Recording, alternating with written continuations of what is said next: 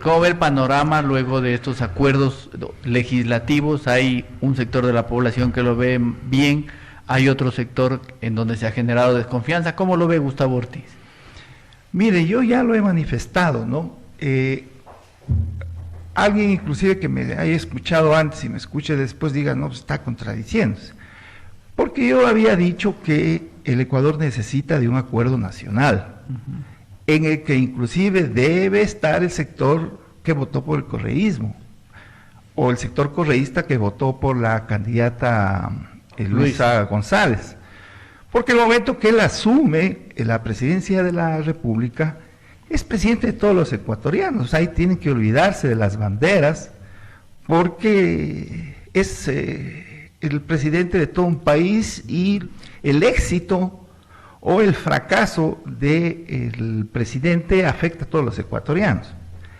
El problema es que se crea una alianza en la Asamblea Nacional excluyendo específicamente a una fuerza política, que es precisamente, podríamos llamar, los herederos del pensamiento de Fernando Villavicencio, por lo menos de su tradición.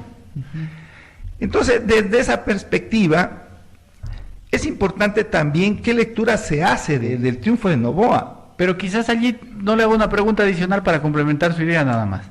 ¿Pero no le parece a usted que Construye tampoco está como un bloque consolidado? Hoy hemos visto disputas bastante fuertes entre dos asambleístas electas de ese bloque. Hay algunos que se declaran como gente buena, otros como Construye. No hay una definición muy clara ahí tampoco. Definitivamente, pero no es lo que yo pensaba de un acuerdo nacional, porque por último, si están divididos, cuenten con ambos grupos. O están, ¿no?, todos o no. Exactamente, porque en años 6 meses, que es lo único seguro que tiene Daniel Noboa, no va a poder implementar un plan de gobierno integral. Tendrá que impulsar ciertos proyectos específicos, comunicar y buscar una alianza nacional, no solo de fuerzas políticas, sino a nivel del Estado.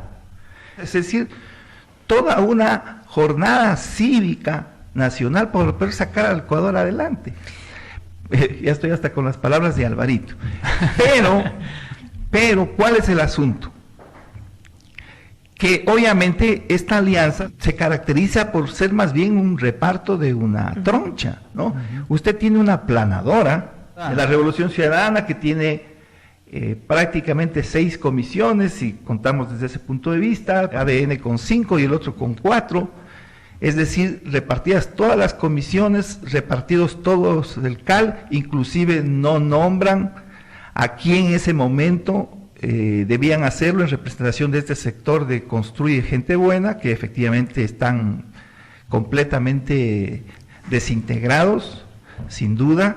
Es un acuerdo excluyente. Exactamente, no es un acuerdo en el que estén todas las fuerzas políticas, y un acuerdo inclusive con dedicatoria. Parece que ahí está el correísmo para el desquite. Por eso es que ponen en la comisión de fiscalización a una persona que no tiene, discúlpeme, la talla que tenía Fernando Villavicencio, porque podemos haber sido críticos a lo mejor de su estilo, etcétera, pues nadie desconoce su valentía y su permanente lucha en defensa de la democracia y contra las mafias. Pero se me va la idea para poder tener sustento respecto de eso.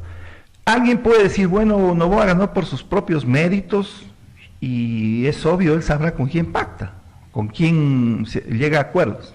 Y hay la otra lectura, que es la que yo tengo, y la que tiene un buen sector de la población, es que Noboa no hubiera llegado a ser el presidente de la República sin el apoyo de la votación del anticorreísmo. Es decir, sin quienes votamos por Daniel Noboa precisamente para oponernos o como alternativa a la posibilidad real de retorno del correísmo. Vea que la diferencia entre Daniel Noboa y Luisa González es mínima. No sé si es menos de 3 puntos. Sí, menos, porque cuando uno ya incluye todos los parámetros que debe ser ausentismo, voto nulo, es mínimo. Es mínimo. Entonces, definitivamente, o sea, no hay mucho que observar ahí, o sea, sin los votos del anticorreísmo, digamos así, ya por encasillarnos, porque podríamos decir en defensa de la democracia y un poco maquillar el asunto. Alguien me llamó la atención y me dijo, vea, diga Eso se llama anticorreísmo, ya bueno, anticorreísmo así lo entiende la gente mejor. Muy bien, doctor, justamente lo que menciona yo quería consultarle, y qué bueno que lo dijo usted.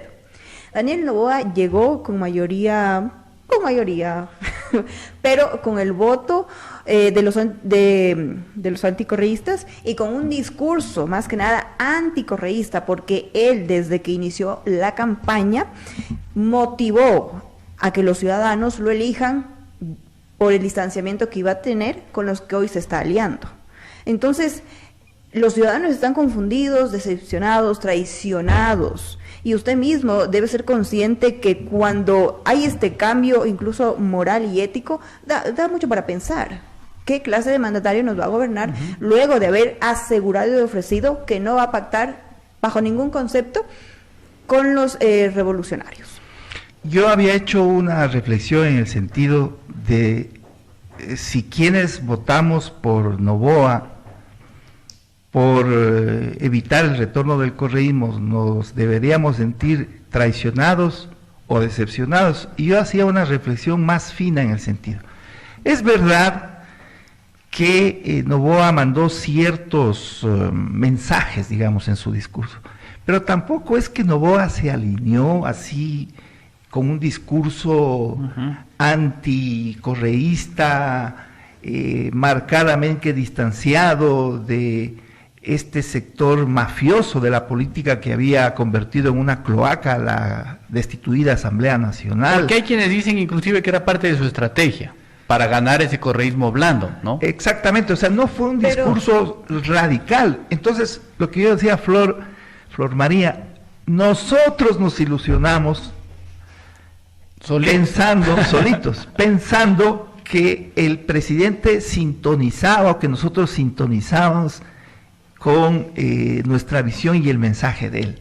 Por eso yo decía más bien, bueno, hay gente que se siente traicionada, pero muchas personas se van a sentir defraudadas, decepcionadas, y en todo caso, pues no soy muy optimista de resultados positivos que pueda tener en un año, 6 meses, tal como está este rato la sociedad nuevamente fragmentada, porque en el Ecuador hay que reconocer, somos mitad, digamos, ¿no? Más o menos. El correísmo tiene su 50% y otros sectores, digamos los sectores democráticos, son el otro 50%.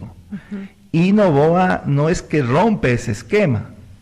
De alguna manera, él finalmente recibe los votos de este sector democrático, obviamente sin que eso implique desconocer los propios méritos de, obviamente, Daniel Noboa, que le permitieron ir a la segunda vuelta. Esos sí son méritos propios. Pero además, ahí hay otro tema importante. Si no hubiera existido el asesinato de Fernando Villavicencio, personalmente yo creo que Daniel Noboa no llegaba a la segunda vuelta.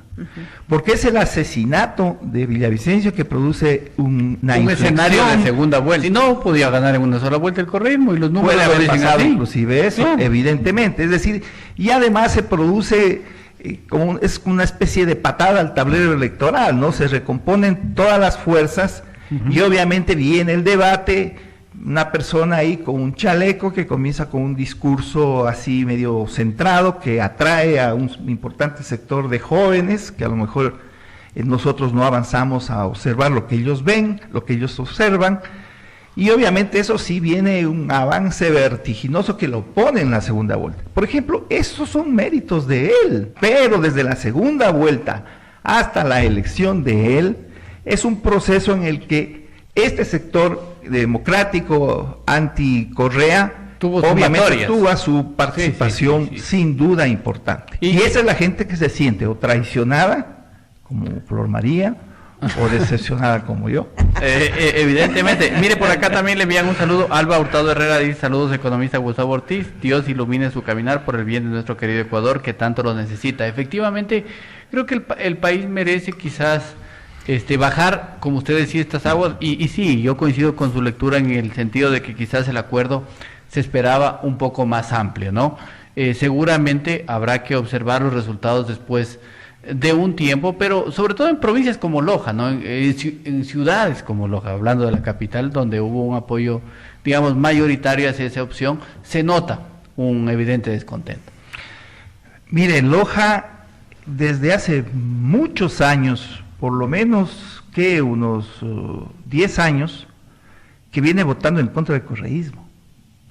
Es decir, por una opción alternativa a este modelo, que además no es odio ni fanatismo al correísmo. Yo he dicho que inclusive el país necesita de una izquierda, pero necesita de una izquierda transparente, una izquierda no corrupta, una izquierda no mafiosa.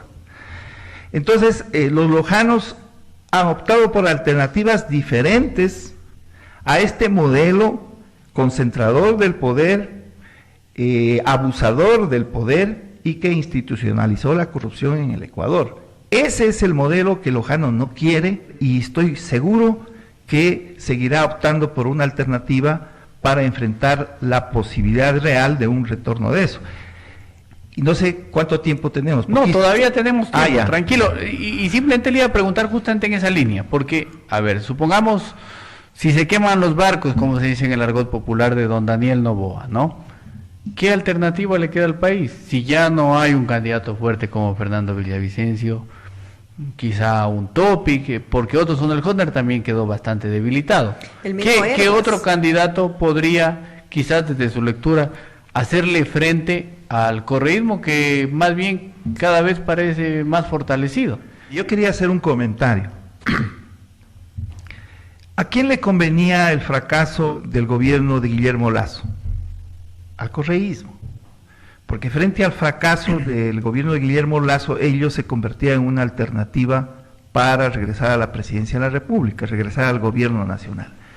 Por eso es que ellos se dedican a torpedear permanentemente la acción del gobierno. Que Lasso ha cometido errores, pero que en el fracaso del gobierno de Lasso tiene mucho que ver el correísmo y obviamente otras fuerzas por ahí obscuras como el filoterrorismo de los dirigentes de la CONAIE y obviamente el crimen organizado transnacional.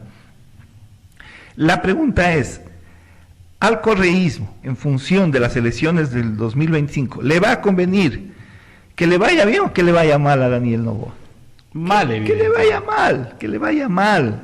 Entonces, no sé, espero que sea lo suficientemente astuto Daniel Noboa. Lo que pasa es que como no habla casi nada, no hay ni cómo lograr hacer una lectura realmente del mensaje que está enviando. Si él no se da cuenta de eso, el correísmo está ahí no para permitir el éxito del presidente Noboa, está ahí para, de alguna manera, crearle condiciones inadecuadas para que él pueda efectivamente obtener resultados positivos. Entonces vendrán nuevamente en el 25, bueno, ya fracasó un banquero, ya fracasó un empresario, es la hora de que el pueblo retorne al poder. Pero mire, de pronto estratégicamente Daniel Noboa, pese a que es corto de palabras y pese a que no le gusta salir mucho en los medios de comunicación, de forma estratégica está buscando esa vinculación o acuerdos con los correístas y con los socialcristianos para que no lo inmovilicen, como pasó con Guillermo Lasso. Porque si bien es cierto, no lo tumbaron, lo inmovilizaron durante su periodo, pero seguramente viendo ese ejemplo, ahora él llegó a estos acuerdos. No sé si por ahí también es una estrategia de él. Sí, yo creo que sí es una estrategia de él, pero ¿a qué costo? A costo de la desesperanza, la decepción y un cuestionamiento de un importante sector de la población que se siente traicionado y ya no va a confiar en él. Sí. Y usted sabe que cuando uno pierde la confianza de alguien es muy difícil volvérsela a ganar. Sí. Y yo creo que este rato, no estoy hablando de la totalidad del electorado, pero ya perdió la confianza de un importante sector de la población que seguramente ya en el 2025, si Noboa se presenta como alternativa, ya no va a votar por él. Y para contestarle su pregunta, lo importante en el país es ir consolidando una tendencia que defienda la democracia. Y defender la democracia es defender, obviamente, sus principios fundamentales de los famosos frenos y contrapesos. Y que ojalá no vaya mucho a los extremos. En lo personal, le voy a decir mi criterio muy personal. Claro. Por ejemplo, en lo personal a mí no me gustaba la candidatura de Fernando Villavicencio. Era demasiado radical. Demasiado radical, ¿no? Sí. Por eso le digo, una tendencia que defienda la democracia. No hay democracia si no hay pluralismo. Exacto. Por eso precisamente esto de los frenos y contrapesos evita que una misma tendencia controle todos los poderes. ¿Qué es lo que ha venido Estado. pasando? Bueno, conclusiones respecto a este tema, decíamos quizá un poco de desesperanza dentro del pueblo ecuatoriano. Esperemos de que salga lo mejor, principalmente por Loja, ¿no? Ojalá puedan consolidar al menos 1 o 2 proyectos nuestros asambleístas en beneficio de Loja, porque realmente el saldo del periodo anterior fue muy negativo, ¿no? Sí, o sea, peor asamblea que la anterior yo creo que difícilmente hemos tenido y se volverá a repetir. A veces el no tener una militancia activa, a pesar de que yo tengo una posición política clara, de alguna manera deja la libertad a usted para tener como objetivo fundamental el mejoramiento de las condiciones de vida de los ecuatorianos. Es decir, esperamos que a pesar de lo que estamos conversando, le vaya bien al presidente Noboa, y que esa Asamblea Nacional, que actualmente no es otra cosa que una versión de la anterior en cuanto a la composición de sus fuerzas políticas, esperamos que no vayan por el mismo lado y que contribuyan a efectivamente aprobar los proyectos de ley que sean necesarios para que Noboa tenga resultados positivos. Yo creo que también este rato estamos juzgando una gestión que ni siquiera empieza. A priori. Entonces me parece inclusive injusto para efectos de valorar si efectivamente los resultados son positivos o no. Yo creo que hay que darle una tregua al presidente de la República para que él inicie sus primeras acciones. Obviamente la Asamblea no puede tener tregua porque ahí hay que estar vigilantes, sabemos en manos de quiénes están las comisiones, las más importantes, y luego habrá la posibilidad ya de pronunciarse dependiendo de los proyectos que se impulsen. El ingeniero Gel Guerrero le envía un mensaje, dice: los líderes de la actual mayoría, los que más defienden son sus intereses. Nebot, PSC, dice, perdió Guayas. Sin embargo, tiene más poder. Felicitaciones al doctor Gustavo Ortiz, un excelente análisis, ¿no? Quizás Nebot quiere recuperar a través de la Asamblea, que lo ha hecho siempre el Partido Social Cristiano, dicha de paz, siempre ha cogobernado. Vea, pues que no quiero utilizar palabras muy fuertes, pero digamos nomás. Adelante. Los correístas y los social cristianos son la escoria de la política nacional. El pacto que tuvieron la asamblea anterior era un pacto natural para ellos, porque son las dos organizaciones que han venido metiendo las manos en la justicia, porque una democracia... Doctor, le interrumpo nada más para con esta última llamada, 2725-400, adelante. Gracias, señor periodista, gracias, señores. No tengo la suerte de conocer al doctor Ortiz, pero doctor, reciba una felicitación, porque son pocos los analistas y abogados que son tan directos y francos como usted. Yo le felicito. Yo dije decir cosas más fuertes de los social cristianos y correístas. Poco lo que les dijo, por lo que se merecen. Gracias, gracias. Muchas gracias. Acá Pepe Jiménez también envía un mensaje, dice: con los acuerdos con la revolución, dice, y los ciegos del PSC, Quaker reservó su tumba en los jardines del Zamora y las primeras palabras de tierra le echaron sus gobernantes. Que paz descanse, Álvaro Daniel Noboa. Fuerte, sí, la gente, fuerte. Sí, esas son las reacciones que usted ve en todas las redes sociales. Claro, a veces uno se engaña porque el algoritmo lo lleva a que usted vea los mensajes de quienes piensan más o menos lo mismo y lo tienen contento. Bueno, mire, efectivamente, las prácticas social cristianas y las prácticas del correísmo son lo peor de la política nacional, para ser más suaves. ¿Necesitamos organizaciones políticas? Sí, necesitamos. Una democracia no puede funcionar sin organizaciones políticas fuertes, consolidadas, con principios y sin un sistema de justicia independiente. Ojalá el país vaya por esa línea. Doctor, lo estaremos invitando para seguir dialogando. Estuvieron con ustedes Flor María Collaguazo y su servidor Carlos Charraco. Será hasta el día de mañana.